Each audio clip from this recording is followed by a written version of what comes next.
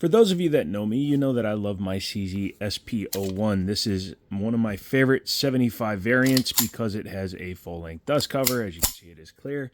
This one has some upgraded grips on it, but other than that, it's bone stock, factory, night sights, all that stuff. Well, I've been wanting the CZ97 for a long time. For those of you that don't know, that is basically a CZ75 in 45 ACP. However, a CZ97 is a very, very expensive firearm. And I apologize, my dog is literally sleeping on the next cushion. To combat the cost, I actually picked up a Sar pistol. Sar out of Turkey is a very large manufacturer of CZ75 pattern firearms. Now, unfortunately, the Czech Republic wasn't really strong on honoring patents or defending patents or anything like that. So many countries have been making a 75-based firearm, even outside of or within the original. Like in the United States, if you have a patent or a trademark on a firearm, like the Gen 3 Glocks, for example, which expired in 2019 or 2020 after 31 or 35 years, something like that, you have a certain amount of time that nobody else is allowed to copy your design. Well, in Europe, they didn't give a crap, so companies were making them. Sar is a newer company, but they still also make a lot of other gun manufacturer pattern guns, if that makes sense. But to that end, we have the Sar K2 in 45 ACP. This is obviously very much of a 75 style.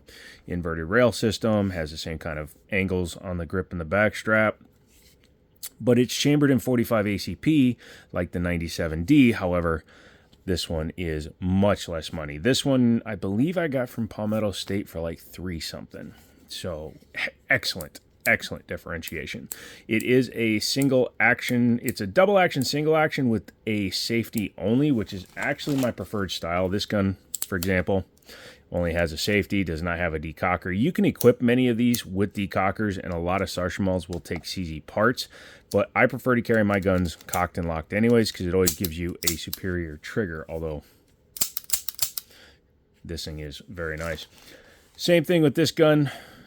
Show it's clear again. And yeah, so double action or single action, but you also have the safety so you can carry it cocked and locked. If I'm going to carry a gun, it is always chambered and ready to run. If it's decocker, then I will decock it and start it in double action, but this gun does not have a decocker, and I am not a fan of lowering a hammer by doing that.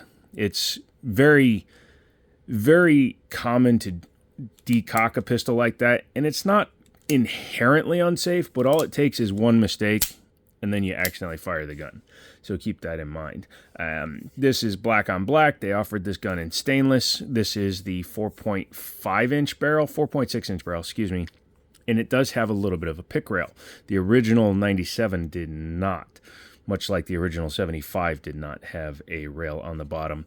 This has an adjustable rear sight, and it is an actual LPA sight. You can see it stamped into the body of the rear sight. There are a lot of companies that use fake LPA sights, and it has the traditional style front sight with the set screw.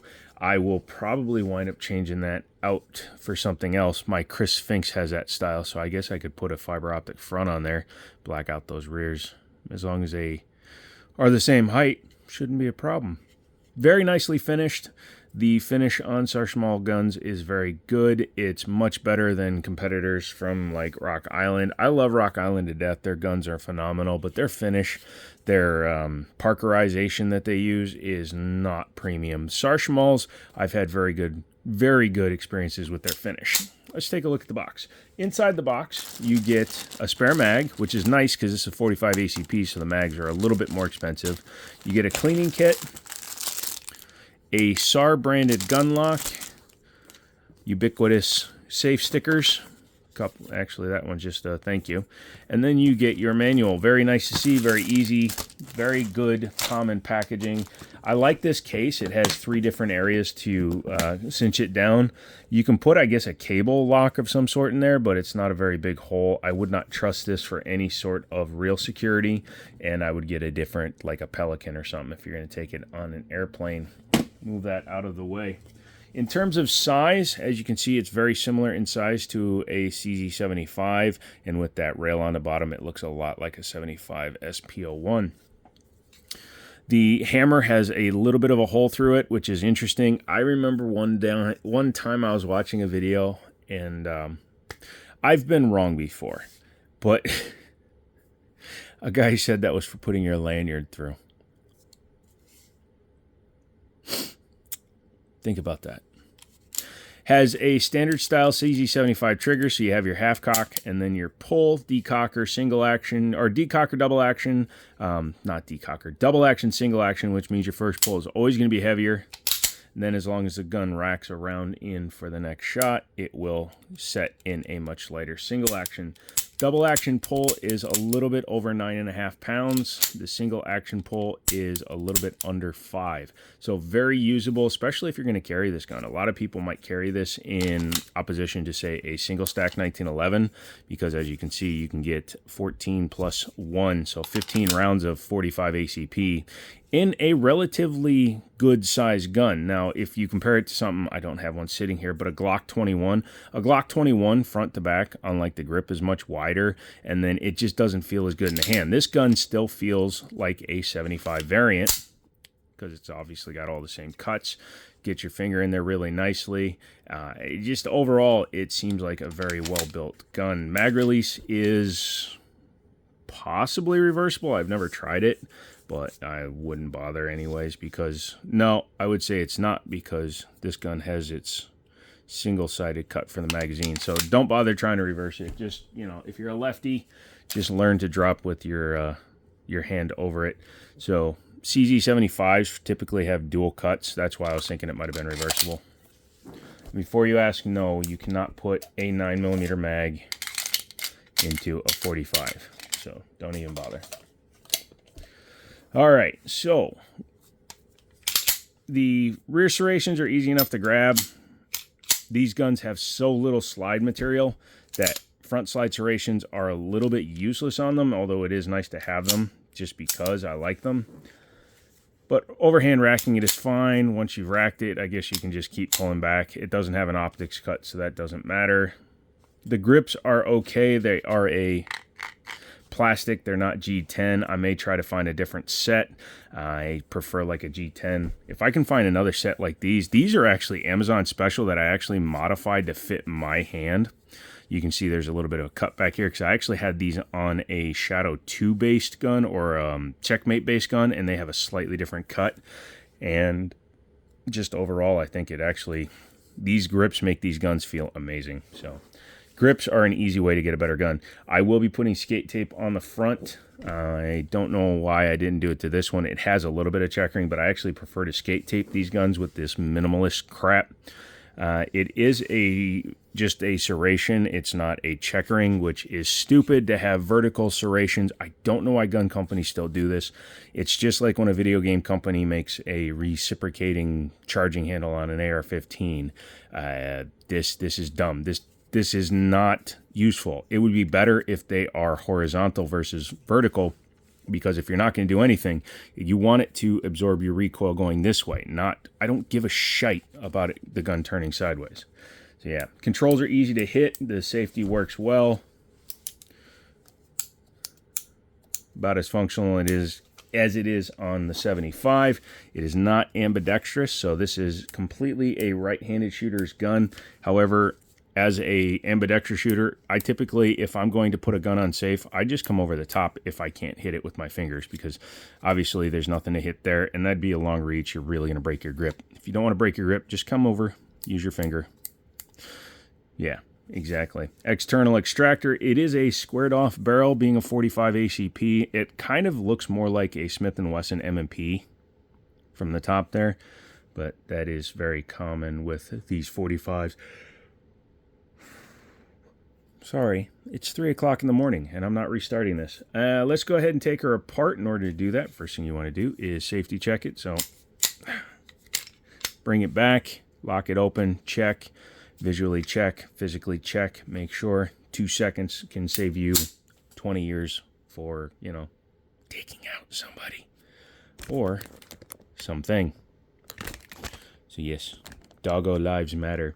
But yes, what you want to do from now is go ahead and bring the hammer to the half cock position. CZ variant guns use the same takedown across the board pretty much.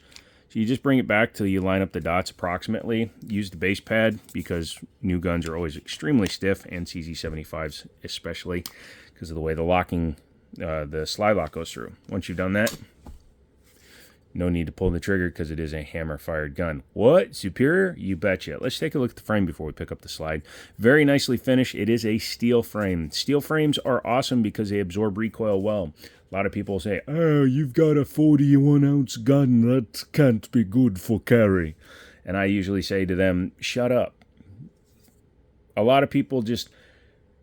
The nerd space versus the actual use case space is insane. The number of people that are in a firefight going, oh, I wish my gun was 3 ounces lighter, are non-existent, okay? You want a gun that's controllable. If you don't practice and you don't use your gun, no gun is controllable. It doesn't matter if it's a 12-ounce freaking Charter Arms or a 54-ounce double-stack 45. Non-captive guide rod, always be careful. I have had a guide rod kneecap me out of a Beretta. I have it on video, and it hurts. Barrel comes out, and as you can see, it is not a locking lug style. It uses the breech to lock up, unlike a CZ75, which is locking lugs. So this is more like a modern style Browning short action tilting, and you have a cam system versus a swinging link. Inside it does have a drop safety, so you could carry this gun and feel confidento with it. Very nice material, finish, feel, all that good stuff. This gun has never been fired. I bought it and it's been on my shelf. 100% my life has just been a little bit chaotic and I have not had time to go to the range. So we're going ahead and show you that is the field strip firearm. CZ75 variants like 1911s and Berettas are extremely easy to field strip and maintain. What do you think, Rocky? You like it? Yeah, it's fine. Thanks. He doesn't like me talking to nothing, so when I talk to the air, it really frustrates the hell out of him. Also, it's 3 o'clock in the morning, and he wants to go to sleep, probably. Get you a doggo that loves you as much as my doggo loves me. But reassembly is pretty easy. You just come back, make sure that the guide rod is flat. You don't want it to be up too much, down too much, because then it won't line up. Because of the inverted rail system, I need to lube this thing before I take it out shooting, but because of the inverted rail system, you start all the way at the front here. And it's a sign of quality tolerances. It's not too loose, not too tight, works very well. We like it. Put your slide lock, slide release back through. Push it through. There you go. Line up your dots, and there you go. Make sure it still functions. And that is the Sar K2 in 45 caliber. I really like Sar guns. I will continue buying them because they are pretty damn quality firearms. I like that this one had the LPA rear on it right out of the box. I've had several other SARs. Honestly, I think they should all have adjustable sights. Every gun should have adjustable sights unless it's a night sight variant or an older version. But yeah, if you like that, make sure to come back. We are doing more videos. I'd like to see the channel grow. I want to get 200K. I know we're not going to get there before the end of the year. We're at 187. Take 13,000, divide that by 2 months. We'd have to get 6,500 a month. And we haven't done that in a while. But with your help, we can definitely give it the old college try. So like the video, come back for more. Don't forget to get subscribed to Rocky's channel. Oh, poor guy. He's almost asleep. But yeah, come back for another video. And as always, I'll talk to you later.